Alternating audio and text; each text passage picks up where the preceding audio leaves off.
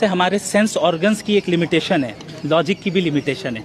तो उस लिमिटेशन के अंदर जितनी चीज़ें आती हैं, यानी आप अपने लॉजिक और अक्ल से जितनी चीज़ों को जान सकते हैं जिनमें एग्जिस्टेंस ऑफ गॉड भी है, तो वहाँ तो हम लॉजिक का इस्तेमाल करेंगे।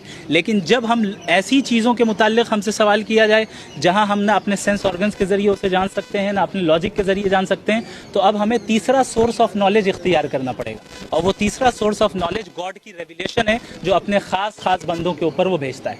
ये असल में जावेद अख्तर साहब एक प्रॉब्लम में मुब्तला हैं। उस प्रॉब्लम का नाम है साइंटिज्म। साइंटिज्म कहते हैं कि आप साइंस को ही वाहिद सोर्स ऑफ नॉलेज बताएं। आप बताइए मोरालिटी को साइंस से आप साबित कर सकते हैं? कभी नहीं कर सकते। साइंस का मदार एम्पेरिकल एविडेंसेस पर है। एम्पेरिकल एविडेंस से मोरालिटी साबित नहीं होगी, एम्पेरिकल एविडेंस से कॉन्शियसनेस साबित नहीं होती है, एम्पेरिकल एविडेंस से लॉ ऑफ कॉजालिटी साबित नहीं होता है। आप कॉज एंड इफेक्ट को तो दिखा सकते हैं, लेकिन उन दोनों के दरमियान जो रिलेशन है वो खुद मेटाफिजिकल है। तो आप ऐसी चीज का इनकार कर रहे हैं जो हमारा लॉजिक खुद बता रहा है कि मेटाफिजिकल रियलिटी एग्जिस्ट करती है। वो कह रहे हैं मेटाफिजिकल रियलिटी मुझे नहीं पता क्या होता है। मैं नहीं समझ सकता कि इस उम्र में आने के बाद मेटाफिजिकल मतलब कोई नहीं समझता। सर, भविष्य में ऐसी डिबेट की और संभावना है? देखें, ये एक बहुत बड़ी खूबी है।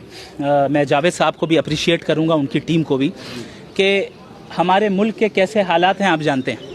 इन हालात में प्यार मोहब्बत के साथ बैठकर एकेडमिक अंदाज में डिस्कशन कर लेना, मैं समझता हूँ ये माइलस्टोन है, ये बहुत बड़ा काम हुआ है।